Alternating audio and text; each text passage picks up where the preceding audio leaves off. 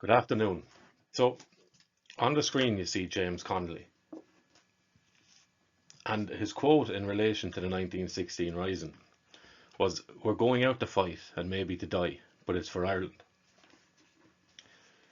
And we know these men by name. We might even know them by sight, by knowing their picture, knowing their image. But as time pushes on, characters from history tend to be mythologized in some way, right? Where we kind of pour our own ideas of what we think the person was about into that person. And James Connolly is a great example of this. For you see, many people of a certain political persuasion, you might call it left wing, will claim him as a socialist or even a communist, right? But I find arguing the point pretty redundant when we can just read the man's writings himself and get a bit of an understanding of his thoughts and his thought process. So what I'm going to do today is read, I think it's the first chapter of his Labour in Irish History. And I'll highlight some parts that highlight themselves really, and I might apply them to what we're looking at today, right? Because principles tend to be timeless, or as close to timeless as you can get, right? So what was good back then may also be fruitful in this modern day. So I begin, quote, "In her great work, The Making of Ireland and Its Undoing, the only contribution to Irish history we know of which conforms to the methods of modern historical science, the authoress Mrs. Stopford Green, dealing with the effect upon Ireland of the dispersion of the Irish race in the time of Henry VIII and Elizabeth, and the consequent destruction of Gaelic culture, and rupture with Gaelic tradition and law, says that the Irishmen educated in schools abroad abandoned or knew nothing of the lore of ancient Erin, and had no sympathy with the spirit of the Brehon Code, nor with the social order of which it was the juridical expression. She says they, quote, urged the theory so antagonistic to the immemorial law of Ireland that only from polluted sinks of heretics could come the idea that the people might elect a ruler and confer supreme authority on whomsoever pleased them," end quote. In other words, the new Irish, educated in foreign standards, had adopted as their own the feudal capitalist system, of which England was the exponent in Ireland, and urged it upon the Gaelic Irish. As the dispersion of the clans consummated by Cromwell finally completed the ruin of Gaelic Ireland, all the higher education of Irishmen thenceforth ran in this foreign groove and was coloured with this foreign colouring. In other words, the Gaelic culture of the Irish chieftainry was rudely broken off in the 17th century, and the continental schools of European despots implanted in its place in the minds of the Irish students and sent them back to Ireland to preach a fanatical belief in royal and feudal prerogatives, as foreign to the genius of the Gael as was the English ruler to Irish soil. What a light this sheds upon Irish history of the 17th, 18th and 19th centuries, and what a commentary it is upon the real origin of that so-called Irish veneration for the aristocracy, of which the bourgeois charlatans of Irish literature write so eloquently. That veneration is seen to be as much of an exotic, as much of an importation, as the aristocratic caste it venerated. Both were foul foreign blossoms blown hither to poison our plains. But so deeply has this insidious lie about the aristocratic tendencies of the Irish taken root in Irish thought, that it will take a long time to eradicate it from the minds of the people, or to make the Irish realise that the whole concept of orthodox Irish history for the last 200 years was a betrayal and abandonment of the best traditions of the Irish race. Yet such is undoubtedly the case. Let us examine this a little more closely. Just as it is true that a stream cannot rise above its source, so it is true that a national literature cannot rise above the moral level of the social conditions of the people from whom it derives its inspiration. If we understand the national literature of a people, we must study their social and political status, keeping in mind the fact that their writers were a product thereof, and that the children of their brains were conceived and brought forth in certain historical conditions. Ireland, at the same time as she lost her ancient social system, also lost her language as the vehicle of thought of those who acted as her leaders. As a result of this twofold loss, the nation suffered socially, nationally, and intellectually from a prolonged arrested development. During the closing years of the 17th century, all the 18th and the greater part of the 19th, the Irish people were the lowest helots in Europe, socially and politically. The Irish peasant, reduced from the position of a free clansman owning his tribe land and controlling its administration in common with his fellows, was a mere tenant at will, subject to eviction, dishonour and outrage at the hands of an irresponsible private proprietor. Politically he was non-existent, legally he held no rights, intellectually he sank under the weight of his social abasement and surrendered to the downward drag of his poverty. He had been conquered, and he suffered all the terrible consequences of defeat at the hands of a ruling class and nation who have always acted upon the old Roman maxim of woe to the vanquished. To add to his humiliation, those of his name and race who had contrived to escape the general ruin and send their children to be educated in foreign schools, discovered with the return of those wild geese to their native habitat that they who had sailed for France, Italy or Spain, filled with hatred of the English crown and of the English landlord garrison in Ireland, returned as mere Catholic adherents of a pretender to the English throne, using all the prestige of their foreign schooling to discredit the Gaelic ideas of equality and democracy, and instead instilling into the minds of the growing generation feudal ideas of the divine right of kings to rule and of subjects to unquestioningly obey. The Irish students in the universities of the continent were the first products of a scheme which the papacy still pursues with its accustomed skill and persistence, a persistence which recks little of the passing of centuries. A scheme which looks upon Catholic Ireland simply as a tool to be used for the spiritual reconquest of England to Catholicity. In the 18th century, this scheme did its deadliest work in Ireland. It failed ridiculously to cause a single Irish worker in town or country to strike a blow for the Stuart cause in the years of the Scottish Rebellion in 1715 and 1745. But it prevented them from striking any blows for their own cause, or from taking advantage of the civil feuds of their enemies. It did more. It killed Gaelic Ireland. An Irish-speaking Catholic was of no value as a missionary of Catholicism in England, and an Irish peasant who treasured the tongue of his fathers might also have some reverence for the principles of the social polity and civilization under which his forefathers had lived and prospered for unnumbered years. And such principles were even more distasteful to French, Spanish or papal patrons of Irish schools of learning on the continent than they were to English monarchs. Thus the poor Irish were not only pariahs in the social system of their day, but they were also precluded from hoping for a revival of intellectual life through the achievements of their children. Their children were taught to despise the language and traditions of their fathers. It was at or during this period when the Irish peasant had been crushed to the very lowest point, when the most he could hope for was to be pitied as animals are pitied. It was during this period Irish literature in English was born. Such Irish literature was not written for Irishmen as a real Irish literature would be. It was written by Irishmen, about Irishmen, but for English or Anglo-Irish consumption. Hence the Irishman in English literature may be said to have been born with an apology in his mouth. His creators knew nothing of the free and independent Irishman of Gaelic Ireland, but they did know the conquered, robbed, slave-driven, brutalised, demoralised Irishman, the product of generations of landlord and capitalist rule,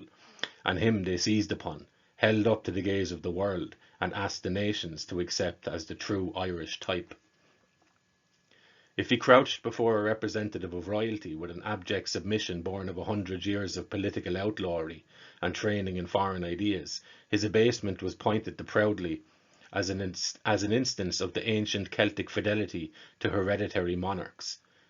If with the memory of perennial famines, evictions, jails, hangings and tenancy at will beclouding his brain, he humbled himself before the upper class, or attached himself like a dog to their personal fortunes,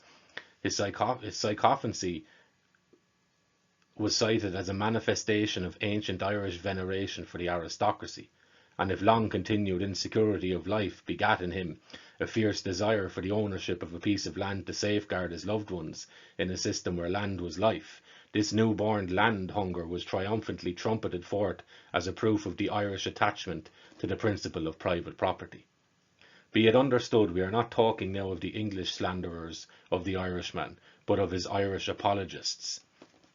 The English slanderer never did as much harm as did these self-constituted delineators of Irish characteristics. The English slanderer lowered Irishmen in the eyes of the world, but his Irish middle-class teachers and writers lowered him in his own eyes by extolling as an Irish virtue every sycophantic vice begotten of generations of slavery. Accordingly, as an Irishman, peasant, labourer or artisan banded himself with his fellows to strike back at their oppressors in defence of their right to live in the land of their fathers, the respectable classes who had imbibed the foreign ideas publicly deplored his act and unctuously ascribed it to the evil effects of English misgovernment upon the Irish character. But when an occasional Irishman, abandoning all the traditions of his race, climbed up upon the backs of his fellows to wealth or position, his career was held up as a sample of what Irishmen could do under congenial or favourable circumstances. The 17th, 18th and 19th centuries were, indeed, the Via Dolorosa of the Irish race. In them the Irish Gael sank out of sight, and in his place the middle-class politicians, capitalists and ecclesiastics laboured to produce a hybrid Irishman, assimilating a foreign social system, a foreign speech and a foreign character. In the effort to assimilate the first two, the Irish were unhappily too successful, so successful that today the majority of the Irish do not know that their fathers even knew another system of ownership, and the Irish Irelanders are painfully grappling with their mother tongue with the hesitating accent of a foreigner. Fortunately, the Irish character has proven too difficult to press into respectable foreign moulds, and the recoil of that character from the deadly embrace of capitalist English conventionalism, as it has already led to a revaluation of the speech of the Gael, will in all probability also lead to a restudy and appreciation of the social system under which the Gael reached the highest point of civilization and culture in Europe.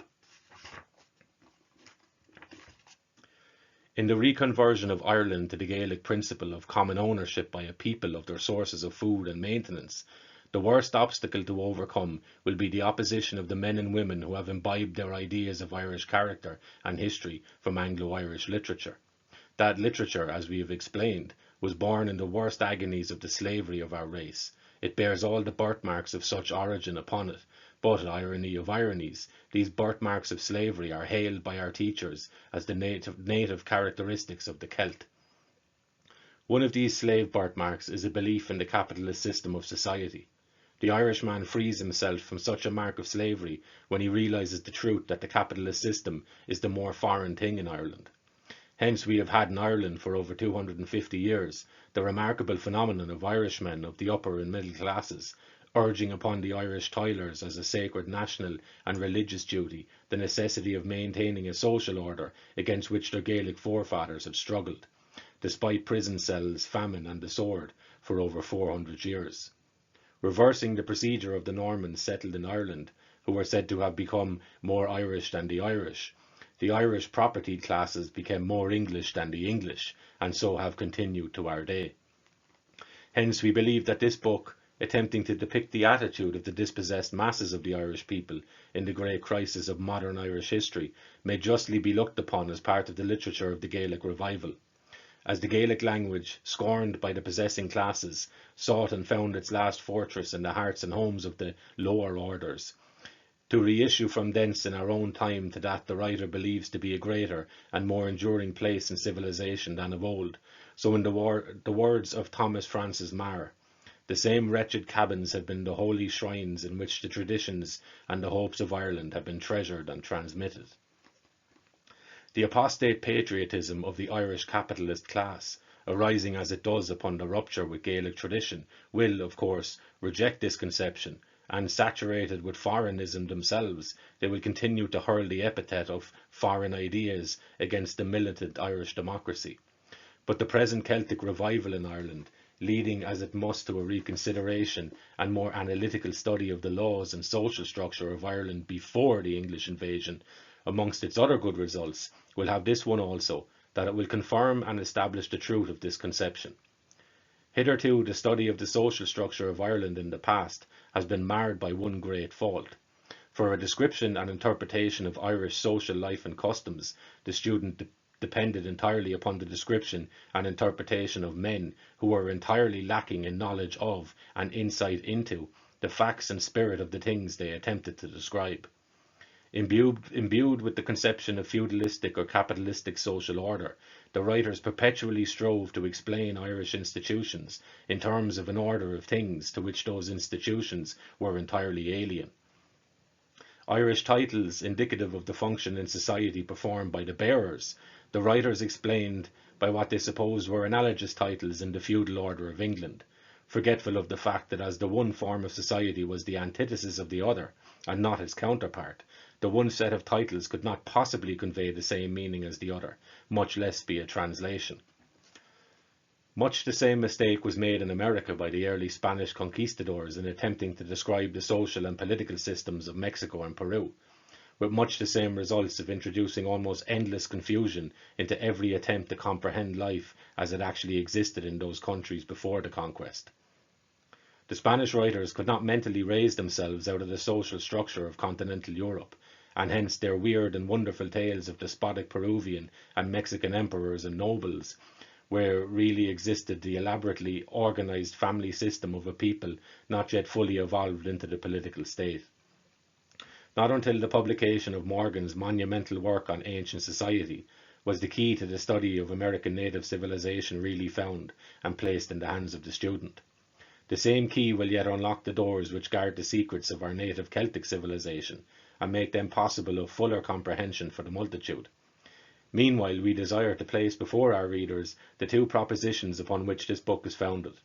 propositions which we believe embody alike the fruits of the experience of the past and the mature thought of the present upon the points under consideration. First, that in the evolution of civilization, the progress of the fight for national liberty of any subject nation must, perforce, keep pace with the progress of the struggle for liberty of the most subject class in that nation, and that the shifting of economic and political forces which accompanies the development of the system of capitalist society leads inevitably to the increasing conservatism of the non-working class element and to the revolutionary vigour and power of the working class. Second, that the result of the long drawn-out struggle of Ireland has been, so far, that the old chieftainry has disappeared, or through its degenerate descendants has made terms with iniquity,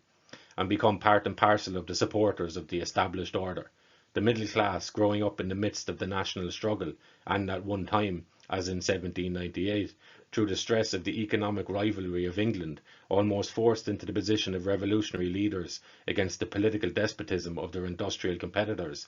have now also bowed the knee to Baal, and have 1,000 economic strings in the shape of investments binding them to English capitalism as against every sentimental or historic attachment drawing them toward Irish patriotism. Only the Irish working class remain as the incorruptible inheritors of the fight for freedom in Ireland. To that unconquered Irish working class, this book is dedicated by one of their number. I will leave it there, and I will just add one point on this. James Connolly used the lens of the tension between different classes, or the class system in Ireland, to highlight the fact that those who were above a certain class, or those who, by their denial of genuine, organic, natural Irish temperament, were allowed into these classes,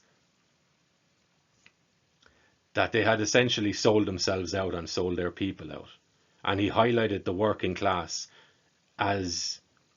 those who retained a closer attitude, a closer perspective and mentality to Irish ancestors and predecessors. So it's not that he was a socialist for the sake of socialism. He was a socialist after he was a nationalist. And he was also, I would argue, a pragmatist, in that he was seeing which way the land lay. And he recognised that there's parts of the Irish population that retained as much as they could of what came before. And there was a significant part of the Irish population who may give lip service to this, but who who fundamentally identify themselves with the system that was imposed on the Irish people, which was private property system of buying massive estates and holding them in the hands of one private individual. This is something that we must wrestle with today. We're still seeing the fallout of this sort of system, but it doesn't mean it needs to be all thrown into the scrap heap. It just means we need to reevaluate and realign our values with the dominant economic system in the country, what is best for people, because we're very new to capitalism. And prior to that, as Connolly is highlighting and suggesting, the ownership of the land would have been held by no individual man. It would have been held by the tribe. It would have been held by the village. And whoever was best able to use the land for development or growth, they would be given that task. And it would rotate, so long as it was serving the needs of everyone in that tribe, right? So these are all little nuggets to chew on as we attempt to reconcile our current state with our past state, because there's lessons to be learned there, and it does not mean we attempt to bring ourselves back, or we attempt to bring the past into the present and reignite it solely as was. No, it means that we learn from people who are of a different age, but they're of the same group, and we spar with their ideas, and we apply their ideas and their thinking to the current day that we're in Ireland, and we make use of what is useful, and we sideline and shelve what isn't for the moment.